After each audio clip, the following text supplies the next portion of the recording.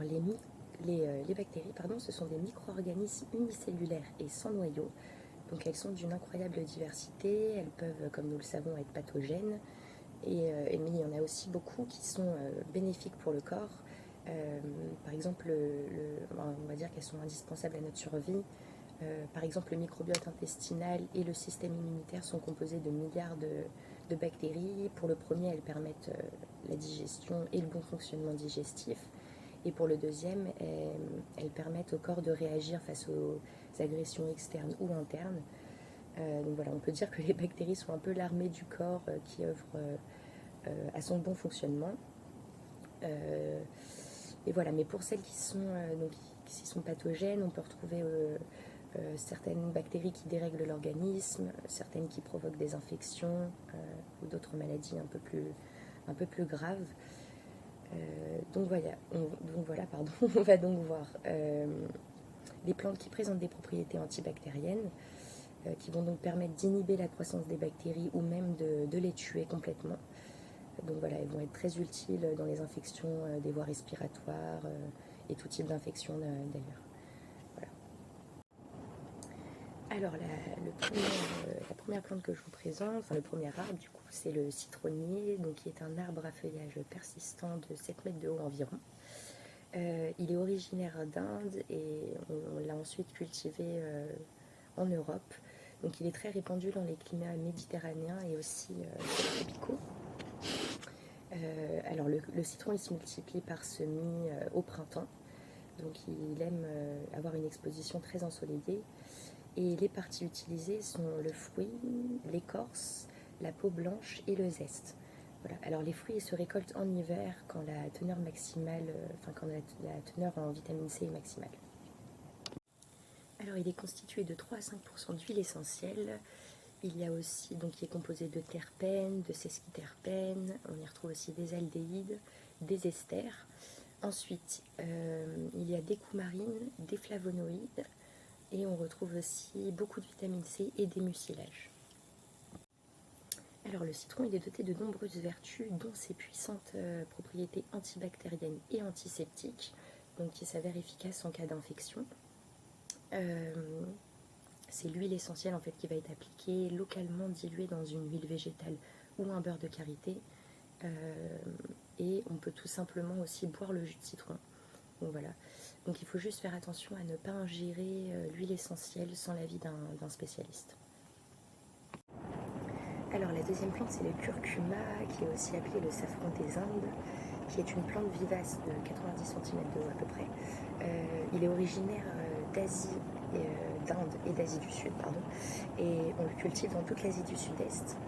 Le curcuma il se multiplie par bouturage de la racine et il aime les sols drainés et avec un climat bien humide. Les parties utilisées sont seulement le rhizome, donc il peut être soit séché, soit frais. Alors le curcuma il est composé de 3 à 5% d'huile essentielle, avec comme principaux constituants le zingibérène et le turmérone. Ensuite, on retrouve des curcuminoïdes avec 5% de curcumine. Il y a aussi des principes amers, de la résine et des composés phénoliques, qui sont aussi des dérivés de l'acide caféique. Appliqué sur la peau et exposé au soleil, le curcuma est un puissant antibactérien et antioxydant grâce à la curcumine du coup à l'intérieur. Et donc voilà, en effet, il protège du soleil et il empêche le vieillissement prématuré de la peau. Voilà, le curcuma est très utile en cas d'infection. Il faut surtout juste faire attention car à forte dose, il peut provoquer des réactions cutanées ou des irritations gastriques. Voilà, donc il faut respecter un dosage modéré. Et il faut éviter aussi les expositions trop prolongées au soleil. Ensuite, la troisième plante, c'est la rhubarbe de Chine, qui est une plante vivace à rhizome qui peut atteindre 3 mètres de haut. Donc elle est originaire de Chine et du Tibet. Donc on la cultive désormais dans tout l'Occident, même si sa qualité n'est pas la même.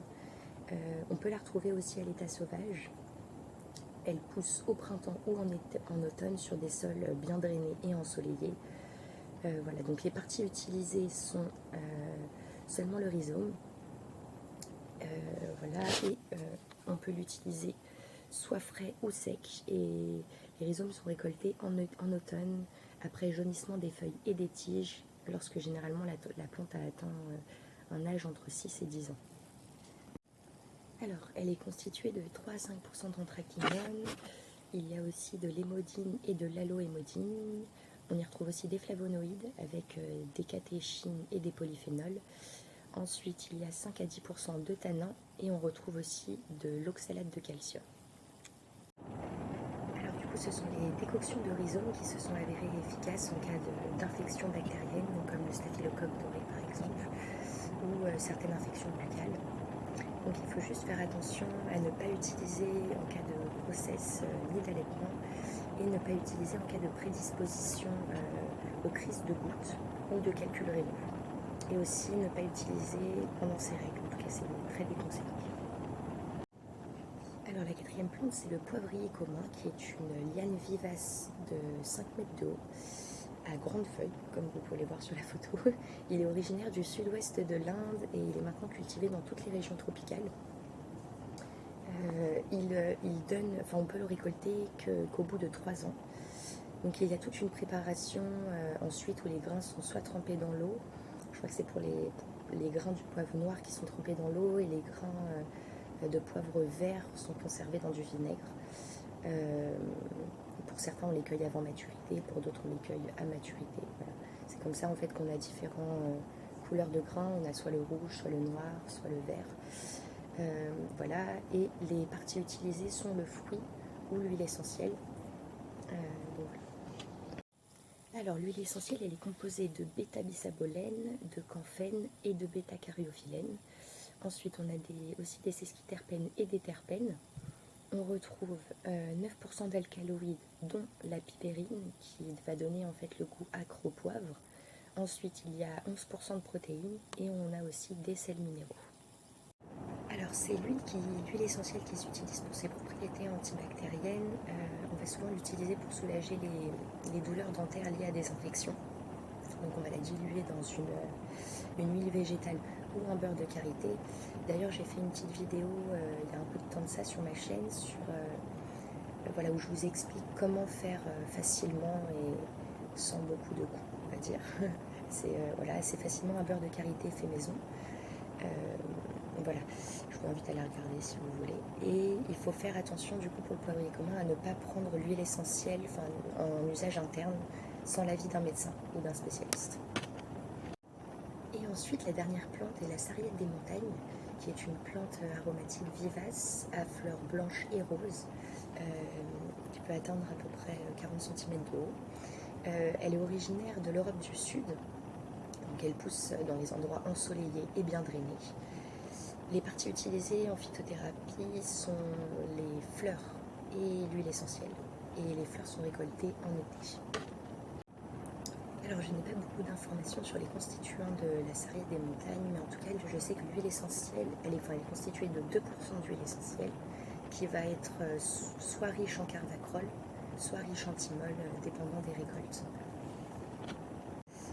Alors l'huile essentielle de la sarriette est un bactéricide puissant, qui est préconisé contre les infections des voies respiratoires, comme les bronchites, et aussi des infections dermatologiques comme la candidose par exemple.